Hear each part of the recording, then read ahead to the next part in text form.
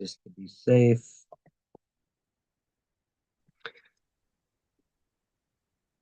All right. All right. We are live and in color on YouTube, on Spotify, on Rumble, on some radio stations, not all radio stations.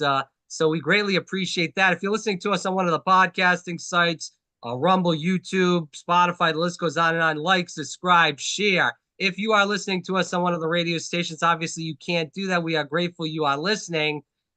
Please write to the radio station you're listening to us on to try to get this show out to more radio stations. We've hit 25.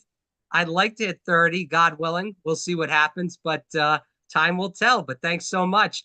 We have a very special guest here on the program, Christina Erne. She's been on before a long time ago. She is a meteorologist from NBC 10 over in Rhode Island, co-host of Studio 10, also a station also a show on NBC 10, I should say. And you can follow Christina at Instagram, Twitter, Facebook, and the list goes on and on at Christina Erne.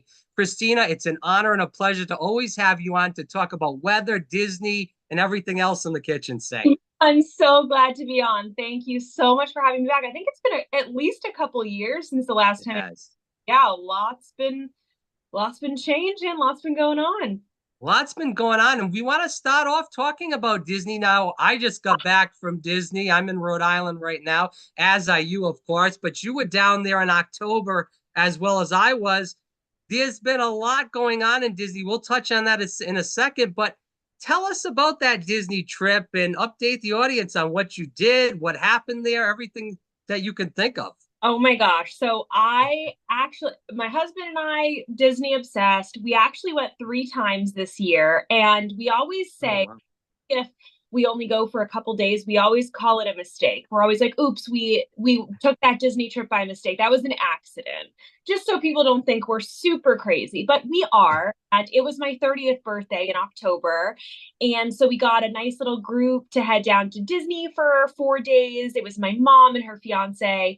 And actually, a reporter who used to work at NBC 10, Liz Bateson, was down there. Hmm. He came to what I called my birthday party. And family came to join as well. So yeah, we were bopping around. We love to show people stuff at Disney that they haven't seen yet. So we were able to take them on rides that they hadn't been on yet, like Guardian Galaxy. Um, we got to get my mom and her fiance on Tron, which they love because they ride motorcycles. So they absolutely loved that. So yeah, and then we ate and drank around the world in Epcot. Any concerts while you were there at Epcot? I know they had the Eat to the Beat. It just ended a couple days back. Yeah, so we missed it, but Yeah, there was, I think it was Simple Plan. There was, right, it was one of those types of bands that a lot of us like from the 90s and 2000s right. remember. Yeah, but we ended up missing it because we had a park hopper on that final day, which was Saturday. Right. Well, I So saw Joey Fatone down there and friends in sync. They were singing some Backstreet Boys tunes as well, so that was pretty ironic. Hitting that, of course. And then I saw Haley Reinhardt, who was on American Idol, great jazz singer. And I wasn't there for that one, but I did watch online. 98 Degrees was just there. They just left on Monday, and Eat to the Beat is over. But yeah, there's always some pretty good 90s, 80s stuff there that you can kind of hit if you're down there at that time. it's always so funny when you see the names of the bands that pop up too. It's bands that sometimes you don't even Right. realize will be there. And when we were there, I can't remember exactly which band it was, but I think it was, we were there early in June and we had no idea going to be a concert that day. And there was, and people were dressed in t-shirts of the band. It was just so funny that so many people get so jazzed up because you get such a close and personal Right. interaction with the band. So it's pretty cool. Well, when I went to the Joey Fatone concert, I actually didn't go. It was a Monday. I went to the Tuesday concert at 8 o'clock because the Monday concerts were totally packed. There was lines all the way from the pavilion in America, all the way down past China, past Norway, going into Mexico. People know Epcot. That's pretty damn far. That's So really I said, listen, I'm not doing this. I'm out of here. And I had a good friend that does some live streaming at Disney. She got me in. She paid for the dinner thing, and thankfully I got in, got a good seat, and it was fine. But yeah, I was not waiting in that kind of line, and those people weren't even getting in because that theater is only so big. So a line that far, no chance. Exactly. Let's Sorry to interject. I want to talk about Dak. So let's talk about him. So you got married to a big sports guy, obviously still working in sports. How did he get involved in Disney? Was he already a huge Disney fan before you guys started dating, or did you bring him into it? I guess we should say. So and one of the reasons why I really enjoyed talking to him when we first started to get to know each other is that he loved Disney. His family was pretty much just as obsessed with Disney as I was. I mean, I grew up Oh, with wow. my cousins, aunts, and uncles. We would go like 15 deep going to Disney every single year. His family was a lot smaller, but they would still go every couple years. So he grew up loving it as well. He's also just a guy who he cannot sit still ever. I hear Like you. on our honeymoon, we could not just go to a beach and sit there for 7 days. It had to be something doing. So Disney is a perfect outlet for him because he is constantly walking around. He's having fun. He loves amusement parks. We're eating and drinking all around. He is also like essentially the Disney dad.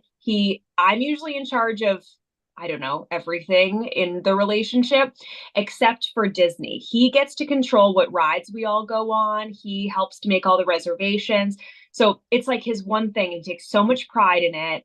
Even like my mom and her fiance and all of her friends, they jump on his Disney Experience app and he controls everybody's activities and he just gives us like the best Disney day ever. So he's in control of that and he loves it. He absolutely adores it. Even when I am not necessarily in a Disney mood, he's watching YouTube.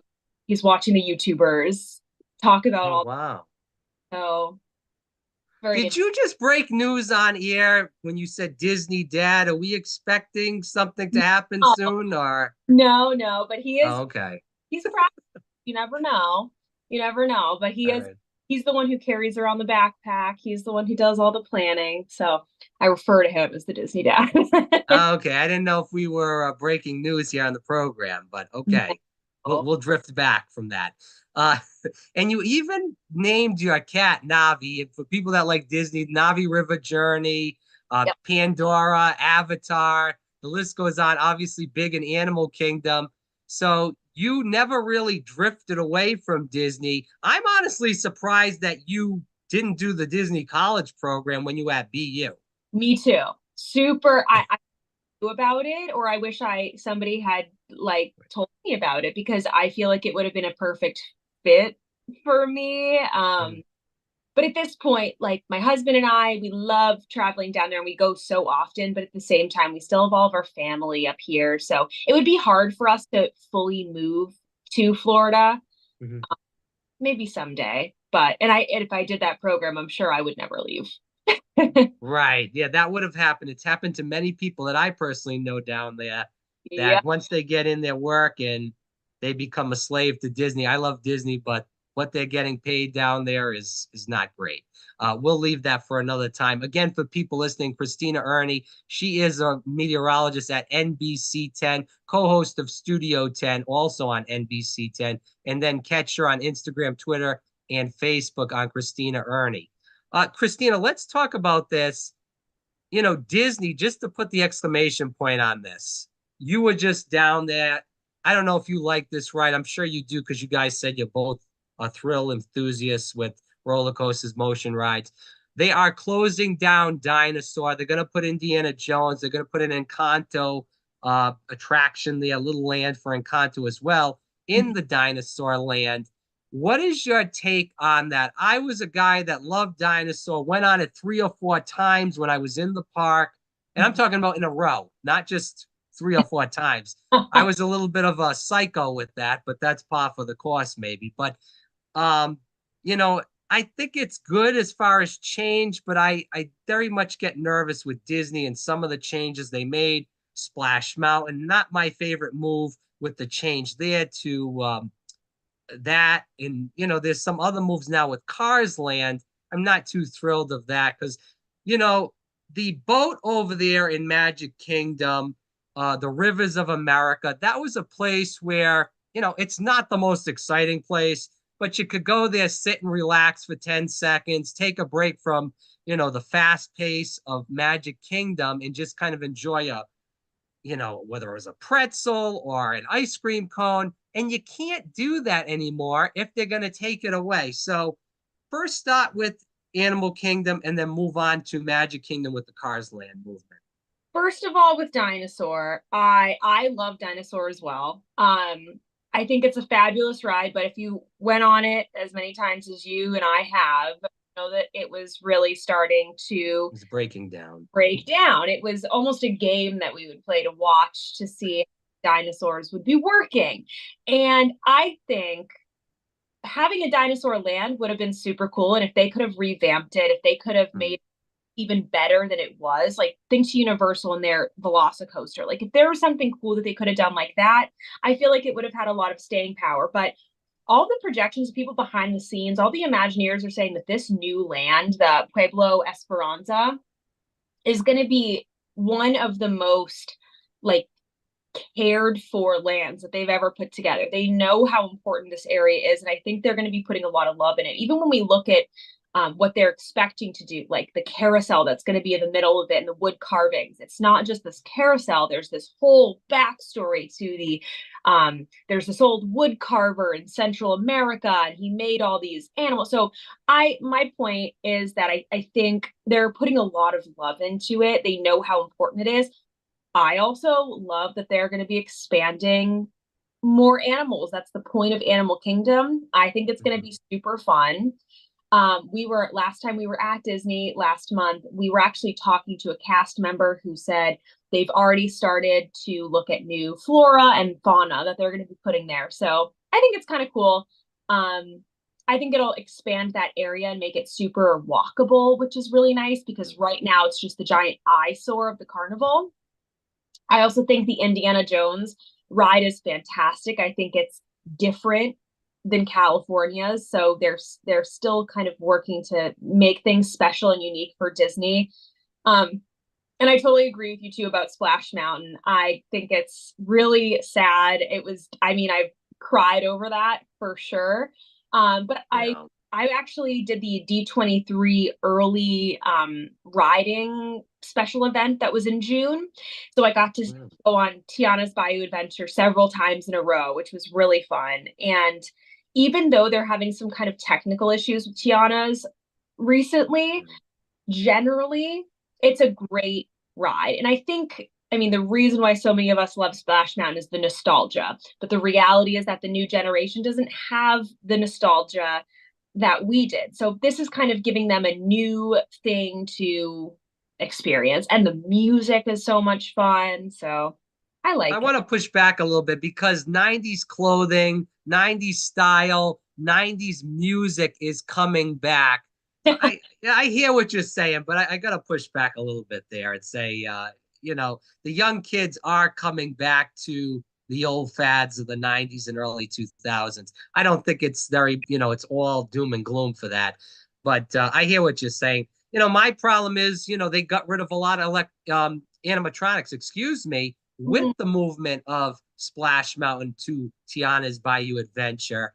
And we're seeing Disney, and this is what I used to be a huge Universal fan. And going there now, it's total screens. And I see even with Pandora, when you go on the Navi River journey, yes, some of the artwork in there is nice.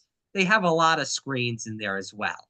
Yeah. And a lot of the animatronics, like and I don't know the name of the animatronic at the end, but I've been on the ride where it breaks down and they put up a screen there, and it looks very tacky when there's screens, more so than if they had the animatronics. It looks like extremely well made. And as a Universal fan and somebody that's around your age as well, going to Universal in the 90s, they had a lot of these rides that were nostalgic, that did have those animatronics, and now they've gone to pretty much all screens. I want to hit Universal right now with you as we kind of close out this chapter of the interview with this. Universal is building Epic Universe. Yeah. I think that Epic Universe is going to really get the baseball bat and hit Disney over the head quite a few times and really take them to task. That's all I hear about people online talking about Epic Universe this, Epic Universe that. What is your take on Universal in general? Are you a big fan of that? Or are you a fan of even going to Epic Universe when it opens very soon within the next year? Well, I would definitely go, but I will say I have only been to Universal one time in my entire life. Okay. Been to Disney so many. I mean, I would go twice a year. Now at this point, I go several times a year, and I've only been to Universal one time. And while I liked it, it just wasn't, it felt to me like um, a traditional amusement park. Like I Mhm. grew up going to Six Flags, and while it's so much better than Six Flags, I didn't get love and care that I feel at Disney. I didn't get the unique experience that I did at Disney, even from the queues at Disney. That's something that sets Disney Mhm. apart so much. So it was fun to experience. I would definitely love to see Epic Universe. I think it's gonna be awesome. Curious to see how the ticketing works out for that because it seems very complex to start. They're gonna make you lump in all of the parks or whatever the case might be in the beginning. But yeah, I would definitely love to see it. But I think it's definitely giving Disney a run for its money. And that's why the Villains Land in Magic Kingdom, that biggest expansion, I think is a direct response to making sure that they're staying relevant and continuing to update, which definitely stalled in the past couple of years. Well, I've seen some videos online on YouTube saying that they may cancel the Cause Land because there has been some backlash Hmm. about getting rid of the Rivers of America over there in Tom Sawyer Island.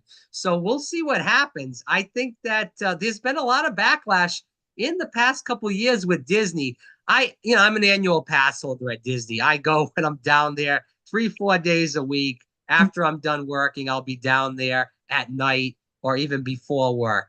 But my thing is with Disney, and I'm a little colder on Disney than you are, Christina. Maybe because I've been through the system in the past. I've worked at Disney and I've seen how Disney, and I don't know if you want to talk about this.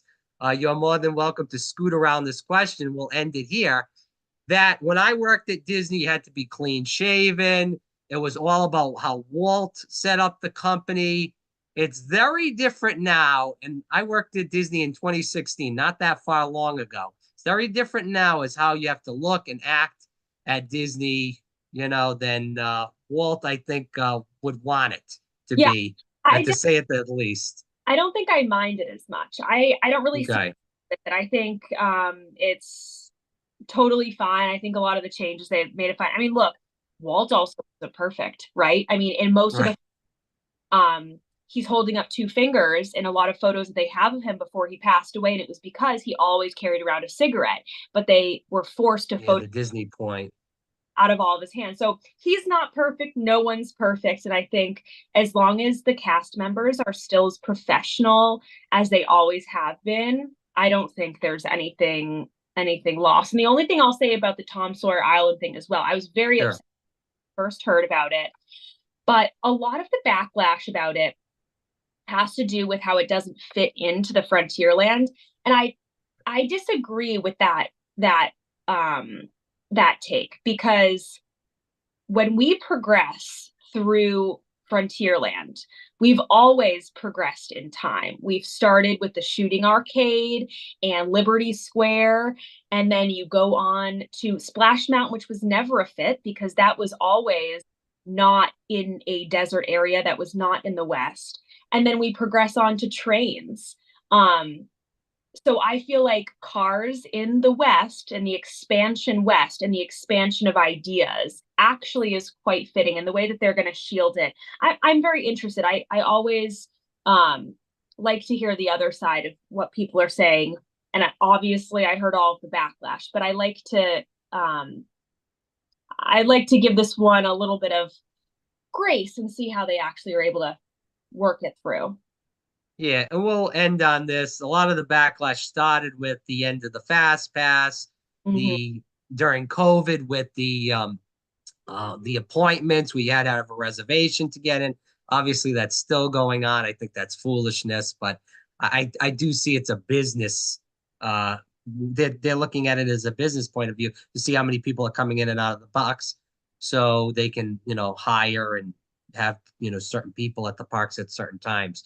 And then the DAS pass for the people with disabilities, that's been a huge issue over there. Anyways, we'll move on. I don't want to do a whole full dissertation on Disney. I just I have, as an annual pass holder for over 13 years, I've had some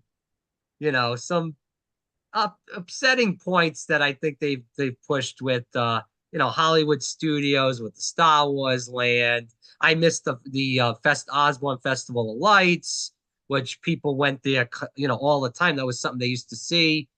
And getting rid of the Streets of America. I know that was a dead zone and stuff, but I don't know. I'm still stuck in the 90s, maybe. I hear But anyways, we'll move forward. So let's start the second part of our interview. Again, for people listening, Christina Erne, it is NBC 10 where she works as a meteorologist. She is the co-host of Studio 10. You can find her on Instagram, Twitter, Facebook at Christina Erne. Start the interview out with talking about a day in the life of Christina Erne. How does the day start out for you? Well, it's a pretty crazy one. And I think a lot of people will be shocked because this is what a lot of local meteorologists also do in the morning that you might not realize. I wake up at 2 o'clock in the morning because I have to be in the station by 3.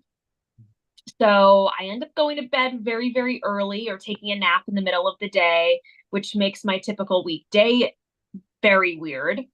So I wake up at 2, get up, make my coffee, grab my breakfast and go. And when I get to work, I have between 3 a.m. and 4:30 a.m. before the show starts to get my work done.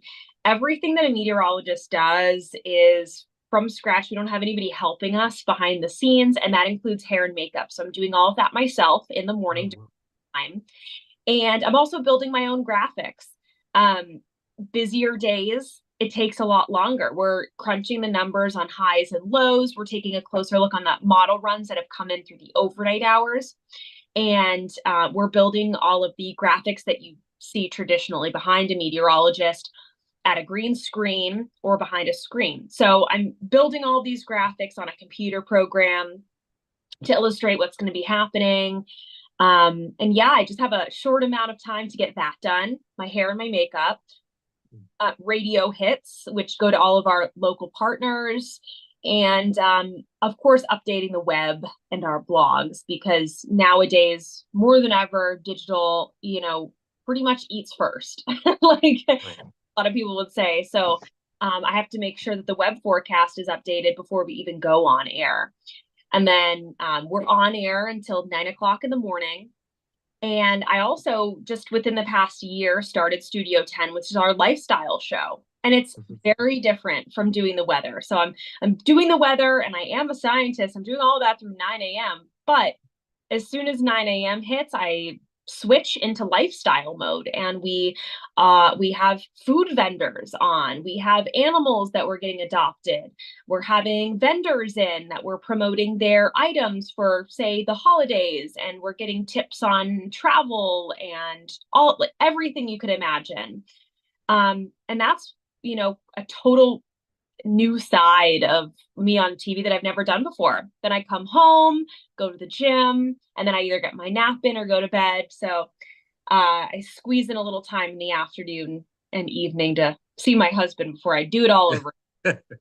So you would say that new media has really changed how you adapt your whole day in general, because you have to constantly be on Twitter, Instagram, also Facebook, updating constantly, because that's a big part of your job as well, because a lot of people just go straight to that. They don't watch TV like they used to.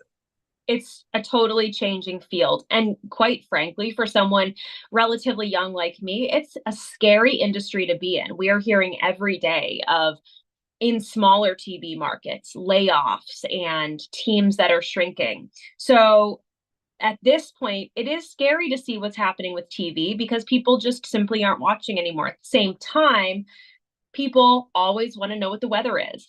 And I know a lot of people would say, well, how come AI can't do your job? And the reality is, there are some parts of the job that AI would absolutely help with, but it's not going to solve the entire problem. AI cannot replace a meteorologist right now. The science just isn't there. The technology just simply isn't there yet. So in the meantime, meteorologists are still very necessary in every level, national, local, to ultimately get the information out and get warnings out. Well, it's even like if you're down in Florida, they got tornadoes. You need to be updating every second of what's going on with the tornado, hurricane, whatever it may be. Somebody, I've been there when there's been these hurricanes. Somebody's up there every second of the day doing that. Yeah. Yeah, it's super important. That's why digital has become increasingly important because, like you said, people aren't flocking to the TV as much as usual or as much they used to. So live streaming directly online is huge. All social media, it has to be updated immediately, and that adds such an extra layer to our jobs. At the same time, while we're trying to put out life-saving information potentially when it comes to hurricanes or tornadoes or any of that, we're getting pushback from the public saying that weather isn't even real. So we deal with a lot on a daily basis. And that's definitely complicated matters. I do want to move in, and I apologize for people watching this. I had a couple of dogs that were ready to pounce that just busted down my door. So if people are watching that, that's why there was a little bit of a shake, rattle, and roll on the camera. But anyways, just keep moving into the conversation here. So we've seen with the Northeast that there wasn't a lot of rain. Obviously, today as we're taping this, it's been raining constantly all day. There's been fire warnings throughout, and you've reported on this throughout, for quite a few weeks, I would say.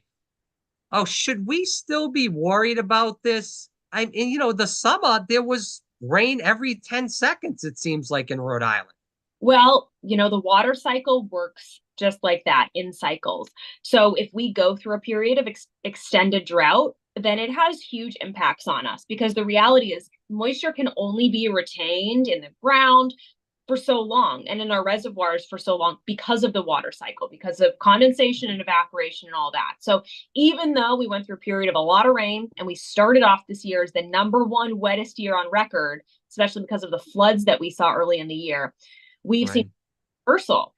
And because up until today, we only had 1/10 of an inch of rainfall in the month of November in Rhode Island, and it was 45 days of under a quarter inch of rain. It severely impacts us. Not only does it impact us with brush fires, which damages property, people's homes, sometimes lives, all that, it impacts our wildlife. They have to move, they have issues, they have no water to drink. It then also has big impacts on our crops. And it's not an immediate thing all the time. It could be, but we're going to be seeing the residual effects of this drought through next year, through all of our crops and our harvests. So as a result, we're going to still be feeling the effects. This could even impact our foliage season next year. So things like that. It's everything leaves us impacted even the year later. We're finally starting to see some relief, like you mentioned today, but yeah, weather extremes is what we have seen this year and over the past couple decades. So that's just kind of what we're in the middle of. So we're hearing a lot of talk, obviously, throughout the years about climate change. Let's talk a little bit about this because I remember in October and November, Halloween, going into Thanksgiving, it was fairly cold, not extreme. We might not have been getting snow, but it wasn't 50 or 60 degrees outside. It's been, fairly warm. This, it's early on, but it's been the start of the winter here. Are we expecting a warmer winter this year than usual? Are you seeing that the winters are getting more warmer in Rhode Island than before? Yeah, there's no question. There's absolutely no question that we are seeing a huge shift.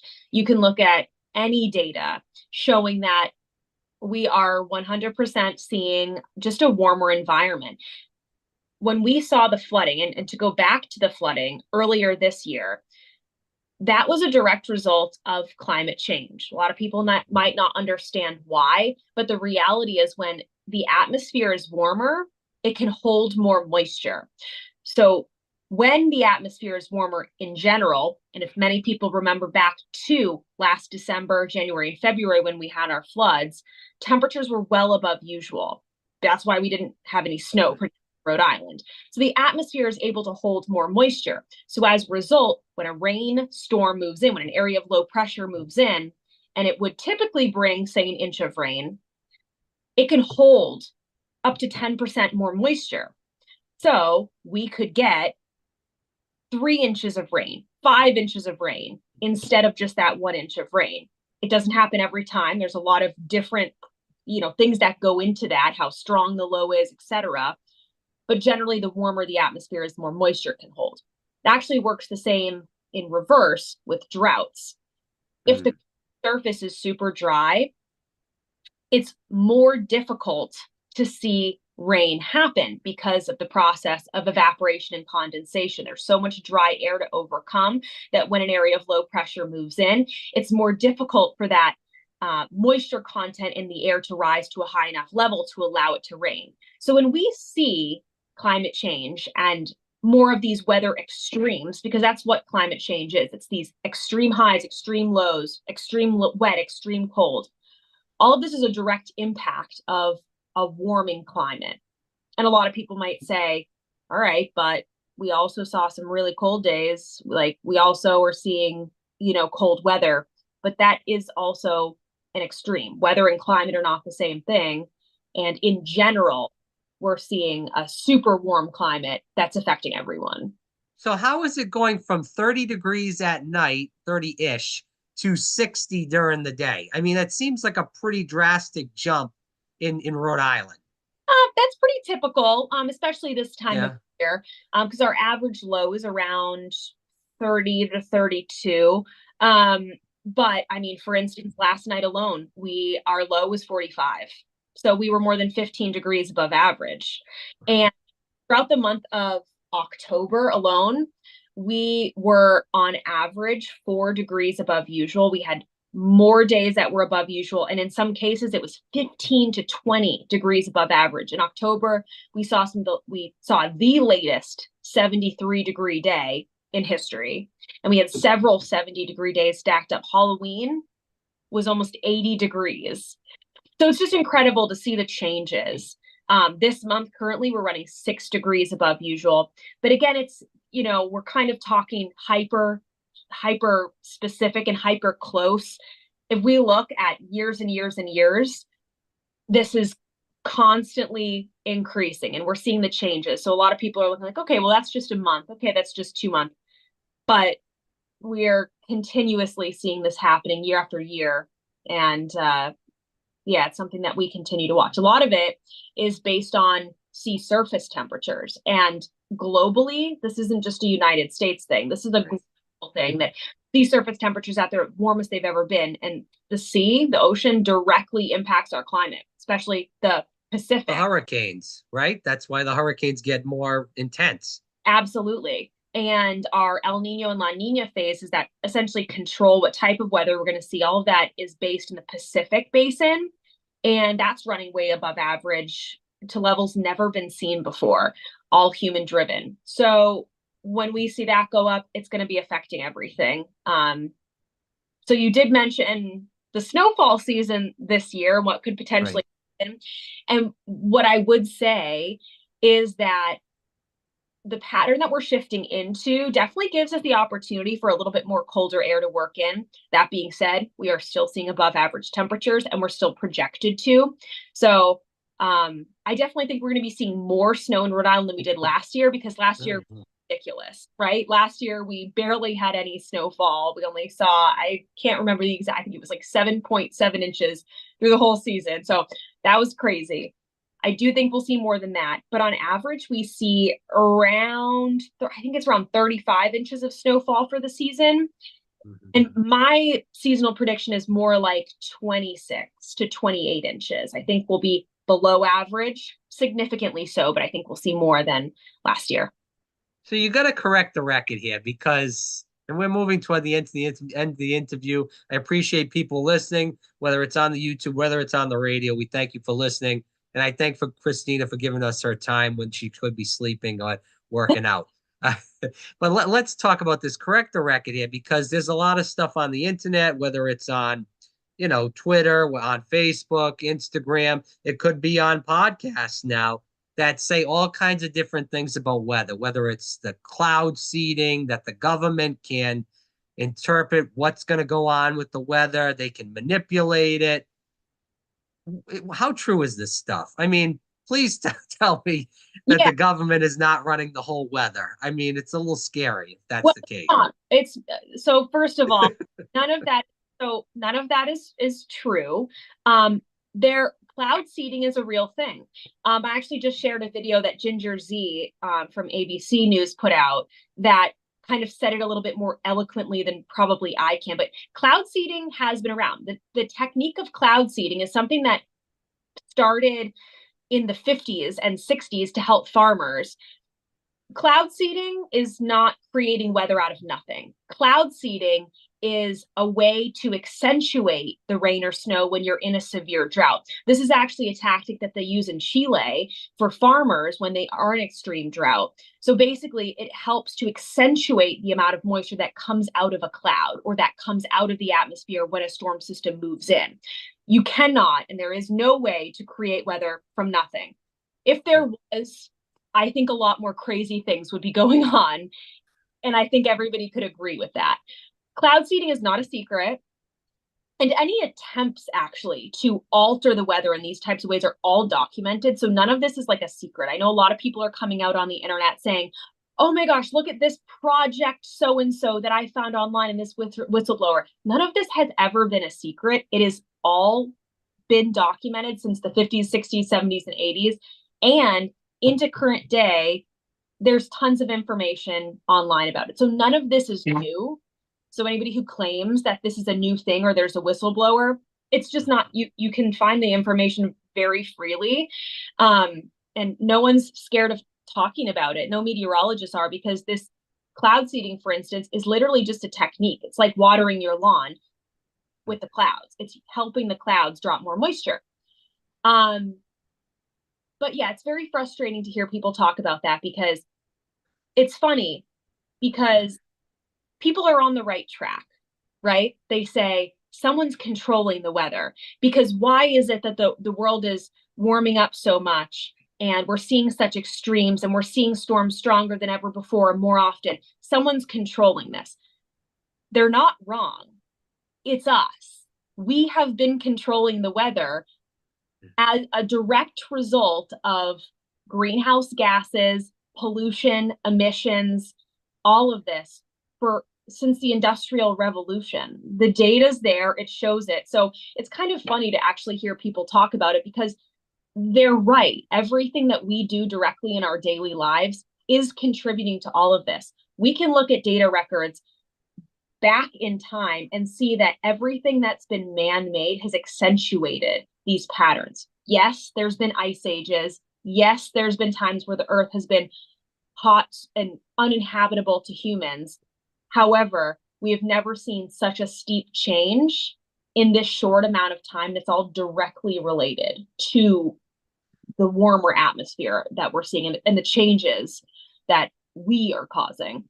Between China and also India and the U.S. military, which is the biggest polluter in the country, and we can't get anywhere unless they start cleaning up their act. Those three, well, two countries, and obviously the U.S. military is an entity. Because I was down in Florida during Milton, and we all know Milton was in near Mexico, and then it made the curve Yeah. towards Florida and hit over in Sarasota. They was talking that was supposed to hit straight on into Orlando. I was a little bit of shivering my timbers at that point. And we did get some tornadoes close to Disney. But regardless of that, there was talk online, and again, please correct the record on this, and then we'll move to the close. That was a manipulation. That there was no way a hurricane has done that kind of turn from over in Mexico and did that all of a sudden stayed there and turned. It happens all the time. And it's funny because People can go on Twitter and see one politician or one person say this has never been done before, and will just believe that person without doing your own research. It's Yeah. important to do your own research, right? And that is probably the most easily debunked thing I've ever seen on the internet, because all you have to do is Google hurricane tracks of the past 20 years and you'll see 5 of them pop up. But you saw what I'm talking about, right? With the That, turn, yeah, you that, know what I'm talking about, right? yeah. The Gulf of Campeche, which is at the southern part of Mexico, is a breeding ground for hurricanes. It's always been that way since we've started tracking hurricanes in the 1880s. Mhm. So those tracks happen all the time. So if you just look at a map of hurricane tracks over the past uh, more than 100 years, you'll see dozens of hurricanes that have taken the same track. It's nothing new. The Gulf of Mexico has abnormally hot water temperatures. The Gulf of Campeche is where a lot of hurricanes tend to spawn because it's so warm and because of the curvature of the earth. It heads Mhm. That's a very normal track. There's nothing unique about it. Absolutely nothing unique. And again, just by doing a simple Google search, you can see many instances of that happening. So it's just a good reminder to people that when you see something online, just do your research. If even if you don't question it, even for me, when I see things as a scientist, I always love to double check things. Um, and a simple Google search sometimes can just give you the answer to clarify what you might be wondering. And then we have the thing with the chemtrails and the air. And I mean, we could go on this for hours. I don't want to keep harping on this stuff, but there is a lot of stuff out there. And I think that what happened where this really started off was, and we'll put this to bed here, was during COVID when there was a lot of misinformation on both sides. And Sure. people, it started at COVID, and then now they're attributing it to everything from weather to what shampoo you want to use. The list goes on and on of what's going on. So Sure. it's really crazy, and they make things very believable online at some points. My mom me several times a week asking me if something is real online. So I totally get it. It's scary, honestly, that it's so easy to create something online that's simply not true. Not to get political, but everyone's wrong in COVID. Both sides, all sides. Everyone made mistakes because it was something that no one had seen before. So I don't think it's fair to say anyone um was should be chastised more than anybody else, because no one knew what they were doing. um but yeah, I have seen misinformation 100% bleed into my career, and it makes life difficult. I get death threats monthly. Really? 100%. I have. Wow. Yeah, and I've been doing this for a while. I know meteorologists who've done it for decades, and all of these things that we've talked about, a warming climate, contrails, which you called a chemtrail. It's just a condensation trail. Wow. I can explain that if you'd like to know more about it. But these are things that have been around for contrails have been around since planes have existed. So that's not new, because it's just a different level of the atmosphere. It's condensation. Simple as that. When you're in the higher levels of the in the atmosphere and a plane goes by, the exhaust comes out as water vapor. And if it's much colder in the higher levels of the atmosphere, it's going to produce a condensation trail. Doesn't happen all the time because the upper levels of the atmosphere is not always the same temperature. And it doesn't always happen at the same level simply because of where a plane is traveling.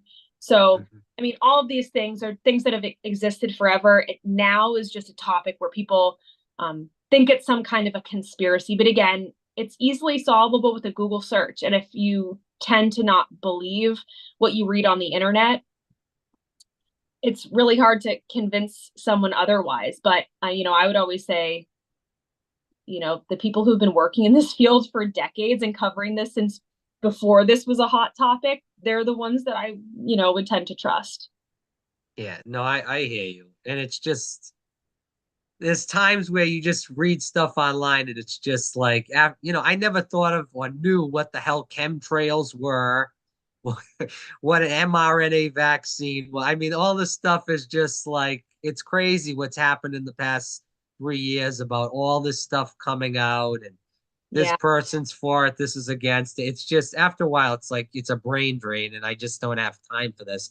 I want to end on NBC 10, and you work there. Obviously, you do Studio 10 as well as being a meteorologist. And you talked a little bit about Studio 10 with Christmas coming up, and we should actually talk about Thanksgiving. I'm acting like Disney. They just skip they just skip Thanksgiving and go right to to Christmas rather.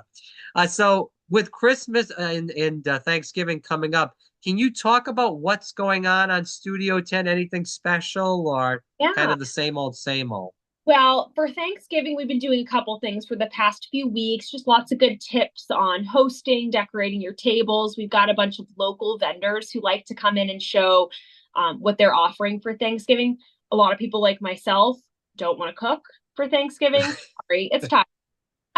So there's a lot of good vendors locally who come in and kind of show us what spreads they can make and that you can pre-order. Christmas is really fun because last year I came up with this idea of we're NBC 10, the number 10. So I thought, why don't we do 10 days of gifting?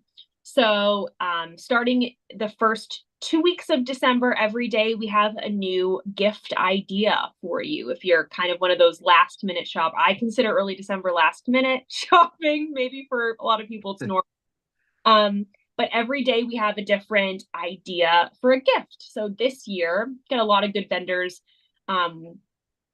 We have someone who does traditional Nantucket baskets. Anyone who's from New England kind of knows those wooden baskets that are made out of wood and they're all handmade. So a woman's coming in to talk about some jewelry that she makes in the same technique.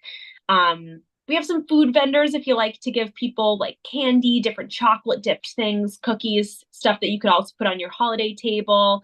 We're going to be having, for any locals, you'd know Barrington Books. We're having Barrington Books come in to talk about like hot reads for 2025 and Mm. books as well. So there's a lot to look forward to. All right, and we'll end there. Again, I do hope people check Christine out every morning, Monday through Friday on NBC 10. It is Channel 10 in Rhode Island. You can watch it online as well. She does host Studio 10. That's kind of the mid-morning show. So you can check her out there and see everything she just spoke about. And then Twitter, Instagram, Facebook at Christina Erne. Christina, thanks so much for your time tonight. And hopefully we'll do this again sometime soon down the road. Absolutely happy to have you back up in the Northeast, and I'll catch up with you soon.